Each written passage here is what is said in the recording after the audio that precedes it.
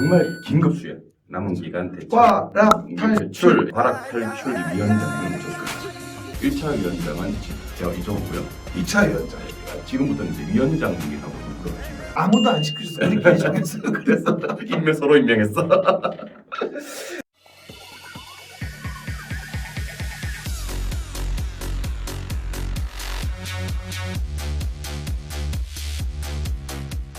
자, 우리가 이제 이 생활을 20몇 년을 하고 있는데도 불구하고 항상 있어요. 있어요. 9월달, 뭐 8월달 늦게 시작했습니다. 어떻게 해야 됩니까? 정말 땀납니다. 난감해요. 땀납니다. 난감하네. 네, 우리가 이런 생각. 상당히 순화해서 난감하다고 얘기하는 거지. 어떨 때 보면 정말 늦게 오셨는데 욕심을 너무 많이 내시는 그렇지. 분들이 계셔요. 그러면 사실 속상해요. 이제 늦게 시작하신 분들은 일단은 과락 탈출하는 가장 좋은 방법은 일차만 하시는 것을 과감하게 좀 추천. 짧은 기간 임팩트 있게 공부를 하시는 거는 효율적인 입장에서는 맞지만 장차 중개업자가 되셔서 중개업을 하는 데는 그래도 최소한 전문성은 갖춰야 되는데 공부가 너무 적은 절대 공부 시간이 너무 적은 분들은 일단은 욕심을 좀 버리고 일차만 하시기를 좀 바래 보고요. 그 다음에 그게 가장 합리적인 거죠. 당연히 이제 1차 위주로 하는 게. 당연히 난이도는 학급으로 가야 되겠죠. 그죠? 난이도 학급.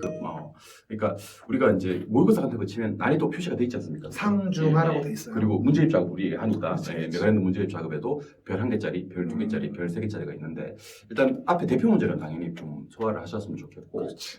우리 문제 풀이 기준으로 아니면 모의고사 기준으로 별 1개짜리를 갖다가 우선적으로 좀 이렇게 한번 훑어주는 게 좋지 않겠나라는 생각을 해보거든요. 그러니까 별이 한 개인데 그게 빈출 부분이야. 그렇죠. 예. 빈출이 아니면 할 필요 없는 거고. 그러니까 빈출로서 학급 부분, 이 부분을 정확하게 한다는 거예요. 맞아요. 실제 시험을 보면요, 40문제 중에서 상급 문제 12개, 중급 문제 16개, 하급 문제 12개, 이 정도 40문제가 나와요. 그렇죠. 근데 하급 문제에 대한 12문제에 대한 부분을 틀리지 않는 게 포커스예요. 그럼 30점을 깔고 들어간다는 얘기예요. 맞아요. 30점을 깔고 여러분이 중급 문제 8문제만 맞추면 이거는 기본적으로 50점 가까이 나올 수 있다는 것이겠죠. 교수님들이 강의를 하면서 이건 좀 어려운 부분입니다 하는 거는 그냥 그렇죠. 제끼셔야 되는 거고 하지도 마세요. 네, 하지도 마시고 그러니까 자꾸 어렵다고 하는 부분을 물론 이제 우리 수험생들은 정말 작년부터 시작하신 분도 계시고 그 다음에 공부를 한 2, 3년 해오신 분도 계시고 그렇지. 올해 불합격 점을 큰일 나시는 분들 그런 분들이 약간 고득점 전략으로 공부를 하세요. 왜냐하면 좀 안정적으로 공부를 하셔야 되니까. 근데 그게 많이 한다고 점수가 나오는 게 아니에요. 그것도 아니에요. 예, 아니에요, 사실은. 그게. 예. 재수생들이 뭐 좋은 대학 다 다 가고 그런 거 아니지 않습니까? 그죠? 그러니까. 그러니까 그 우리 수험생들이 이제 욕심을 좀 버리자. 일단 늦게 시작하신 분들 욕심을 좀 버리고 난이도 학급 정말 난이도 학급 해결되고 나면 그다음 별 2개짜리 그렇지. 난이도 중급으로 전략을 세워서 학급에 30점을 내 거로 얻자. 그리고 중급에 8개를 그 다음 맞춰서 50점 맞자. 그리고 나머지 쉬운 과목은 더 얻어서 평균을 맞추자. 이게 전략인 거예요. 그리고 과목별로 또 자기한테 좀 맞는 과목들이 있잖아요. 맞아요. 예, 뭐 1차 같은 경우는 정말 어떤 분들이 계시냐면 이건 정말 팩트인데 어떤 분들이 계시냐면 공부를 그렇게 많이 안 했는데도 불구하고 개론 시험을 쳤어요. 그죠? 근데 개론 67.50 이렇게 나와요. 그런 데 있어요. 그 감각이 있는 거예요. 감이야. 이코노믹 마인드라든지 그런 그동안의 감각이 어떤 전공이라든가 관심사에 물론 그게 부합이 이루어진 거지. 정말 공부를 별로 안 했는데 60점 넘는 경우도 있고 죽으라 공부하는데 안 나오는 과목들도 그치. 있지 않습니까? 그리고 좀 늦게 시작하신 분들은 자기한테 맞는 과목을 성향이 뭔지를 알아야 돼. 예, 맞아요.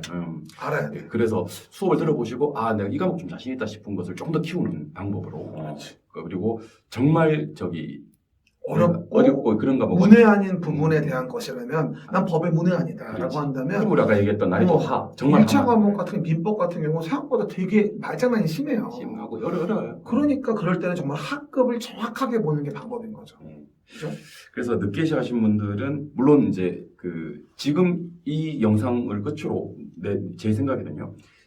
뭐 이렇게 고민할 시간이 없는 거예요. 계속 공부를 하셔야 되는 겁니다. 이제 늦게 시작하신 분들은 정말 급하단 말이에요. 그러니까 뭐 예를 들면 이론 하나, 기출문제 하나, 뭐 백선 하나 이렇게 정하셔서 그 강의를 갖다 계속 돌리시면서 그 중에서 난이도 상짜리 좀 빼고 그 다음에 난이도 하가 끝나고 나면 중정도 난이도를 가지고 그리고 나한테 맞는 과목을 좀 집중하셔가지고 그렇게 공부를 하시면서 특히 정말 나한테 맞지 않는 과목은 과락 탈출한다 정도만 생각하시고 맞는 과목을 조금 더 점수를 확보하셔가지고 전략을 짜시는 게 좋을 것 같고 정리하면 늦게 시작하시는 분들 첫 번째 1차 위주로 맞아요. 민법 개론 이거 학습하신다. 네. 그런데 그럴 때 본인의 취향에 맞는 과목은 점수가 나와야 되니까 관심도 가지고 취향이 안 맞는 과목은 학급 위주 정확히 해가지고 과락을 면하자. 평균을 맞춘다. 이게 전략입니다. 맞아요. 예, 맞아요. 그리고 2차 과목에 대한 부분에 대해서는 아예 안 하는 게 아니라 공법 같은 거는 어차피 해야 되기 때문에 일주일 내내 공부하는 게 아니잖아요. 1차를요. 하루 정도는 공법을 오래 씌울 수도 있는 거니까 버리지 말고 내년에 붙는다고 하더라도 기본 베이스는 깔면서 하루 정도는 공법에 투자하는 게 최종 합격에 큰 도움이 되지 않을까 싶은 생각이 듭니다. 실제로 또 부동산학 개론 시험에 공법이 나오니까. 그럼요. 네, 공법이 나오니까. 결혼 문제 한 5개 정도 나오죠. 많이 나올 때는. 그렇죠. 네, 적게 나올 때도 한두 개 최근에 반드시 나오니까. 평균 2-3개는 봐야 되겠네요. 그렇죠. 그죠? 두세 개는 볼 수 있죠. 그러니까 그런 전략이 맞을 것 같아요.